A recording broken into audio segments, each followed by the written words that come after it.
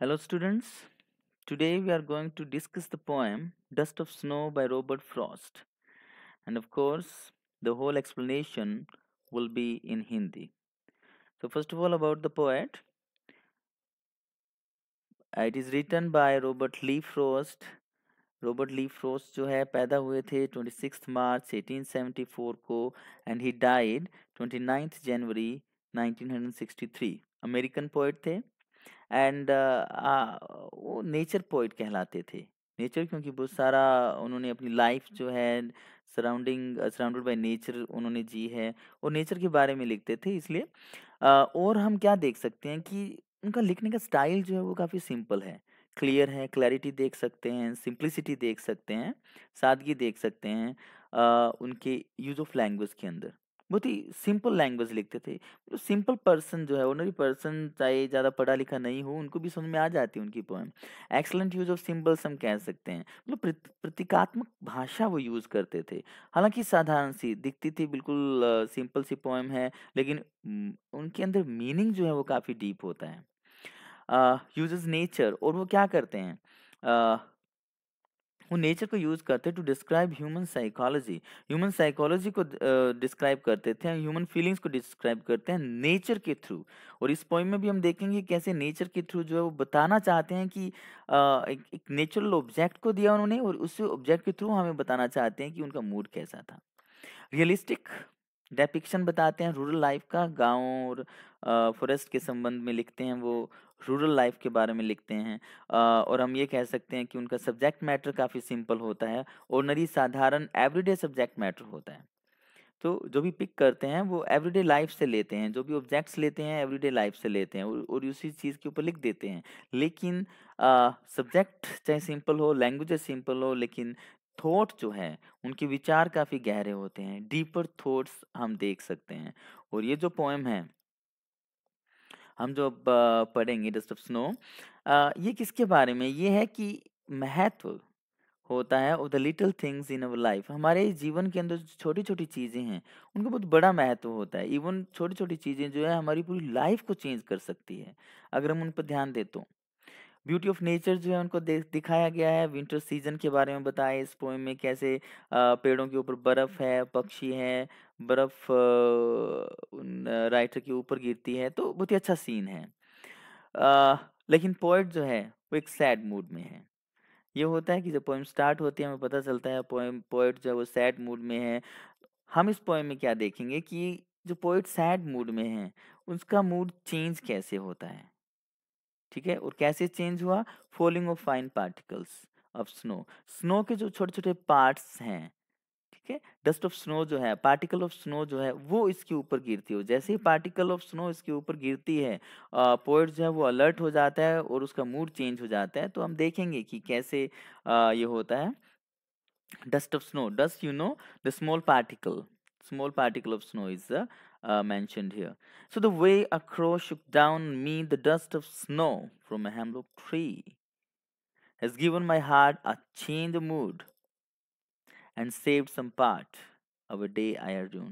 In fact, if we say that ये पूरी की पूरी पोएम जो है ये एक लाइन है, बस उसी को डिवाइड किया है। सो द वे, जिस तरीके से a crow Shuk down on me, एक क्रो जो है वो शेक करता है, वो हिलाता है डाउन ऑन मी, और हिला के मेरे ऊपर गिराता है on me the dust of snow गिराता है फ्रॉम ए हेमलॉक ट्री। तो क्या सेटिंग क्या है इसकी कि पोइट जो है वो जंगल में है, एक फॉरेस्ट में है, मे बी वो हेमलॉक ट्री के नीचे बैठे हैं या हेमलॉक ट्री के नीचे से जा रहे हैं, कुछ भी है, लेकिन जैसे वो हेमलॉक ट्री के नीचे है, सो यहाँ आते हैं, तो क्या हुआ कि क्रो जो है जो कि हम लोग ट्री के ऊपर बैठे, और मैंने कहा ये विंटर सीजन है तो पेड़ पौधे जो है बर्फ से ढके होंगे।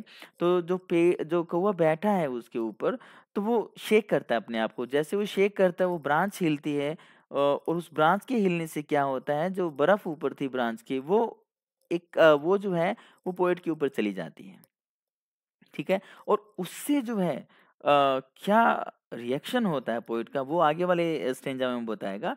सो यहाँ पर हमने क्या देखा कि पोएट का जो हमें पता कैसे चलता है कि पोएट जो है वो सही मूड में नहीं है, क्योंकि पोएट ने जो 2 चीज़ें यूज़ की है, क्रो जो है एक अपशकुनी पक्षी माना जाता है, ओमिनस बर्ड माना जाता है क्रो को, कोई शुभ नहीं माना जाता है, अशुभ माना जाता है। और दूसरा जो है अगर हम बात करें हेमलॉक ट्री जो है ये भी कोई अच्छा पेड़ नहीं माना जाता है, ये पॉइजनस ट्री होता है।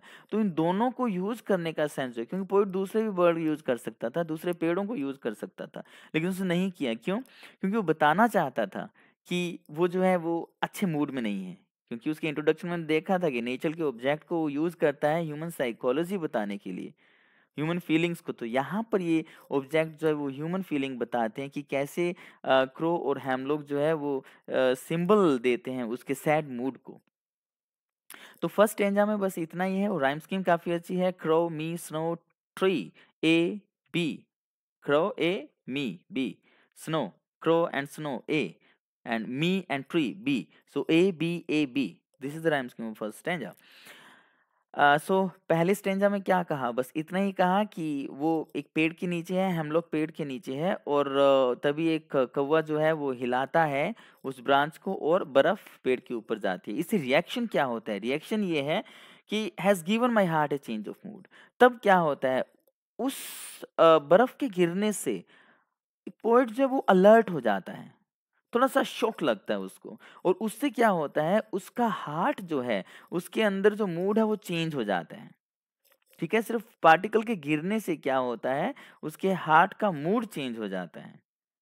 And saved some part of a day I had rued. और तब क्या होता है, उसने कहा ये छोटा-सा जो इंसिडेंस है उस बर्फ का उसके ऊपर गिरना, द पार्टिकल्स ऑफ स्नो का उसके ऊपर गिरना, उससे क्या हो जाता है कि बाकी बचा हुआ दिन जो है वो उसके लिए बच जाता है। क्यों? क्योंकि वो सोच रहा है कि उसने अपना आधा दिन जो है अब सोच रहा है, क्योंकि पहले जब वो विचारों में था, वो दुखी था, वो सोचे जा रहा था अपने दुखों के बारे में और जब जो है वो बर्फ गिरती है तब उसको अलर्ट होता है और तब उसको पता चलता है कि वो जो कर रहा था वो गलत था। उसने तो अपना पूरा दिन खराब कर दिया। और उसके बाद में क्या होता है कि जैसे वो अलर्ट हो जाता है तो उससे सेव हो जाता है some part of a day. और कौन से डे का सम पार्ट? जिस दिन को उसने ड्यू कर दिया था, जिस दिन को उसने दुख के अंदर बिताया था, वो दिन जो है वो बाकी बचा हुआ दिन तो कम से कम वो सही तरीके से बिताएगा। ओके। सो कहना क्या चाहता है? कहना बस ये चाहता है कि एक सिंपल इंसिडेंस जो है, ये जो सिंपल इंसिडेंस है, ठीक है, ये छोटा छोटा इंसिडेंस हमारे लाइफ के अंदर ये एक बड़ा काम कर देते हैं। और इस पोएट के लिए क्या बड़ा काम किया कि पोएट जो इतने दुखी हार्ट के साथ था और अब पोएट को ये भी नहीं पता कि कब तक वो दुखी रहता, तो इस छोटे से इंसिडेंट ने उसके इस दुख को आ, उसके हैप्पीनेस के अंदर चेंज कर दिया। तो इसलिए हम कह सकते हैं कि छोटी-छोटी जो जीवन जो है उसमें छोटे-छोटे जो इंसिडेंट्स होते हैं वो काफ़ी इम्पोर्टेंट होते हैं हमारे लिए। सो पोएट जो है वो क्या बताना चाहता है हमें? मोरल क्या है इसका? मोरल यही होता है कि हमें ईच एंड एवरी मोमेंट जो है लाइफ का हैप्पी और गुड मूड में बिताना चाहिए। क्यों? पोएट ने कहा कि अभी तक वो सैड मूड में था, गलत था, अब वो हैप्पी मूड में आएगा और अपने आगे वाली लाइफ को बचा लेगा। सेकेंडली हम ये कह सकते हैं कि छोटी-छोटी बातें जो है हमारी लाइफ के अंदर अ लिटिल थिंग, छोटी-छोटी चीज़ जो है in our life can have greater importance, एक बड़ी महत्व की हो सकती है, जैसे इस पोएट के लिए हो गई थी। ये छोटा-सा इंसिडेंट और कितना महत्व था कि जो दिन उसने बर्बाद कर दिया था, वो दिन जो है अब एट लीस्ट वो हैपीली बिताएगा and can change our whole life. और इससे होगा क्या कि हमारी पूरी की पूरी लाइफ जो है वो चेंज हो जाती है। ओके। सो अल्टीमेटली हम ये कह सकते हैं कि बहुत ही अच्छी पोएम थी, थॉट प्रोवोकिंग थी, म्यूजिक काफ़ी अच्छा था, सिंपल लैंग्वेज थी and I hope you have understood the poem better and will be able to answer all those questions asked by you. So goodbye till my next video.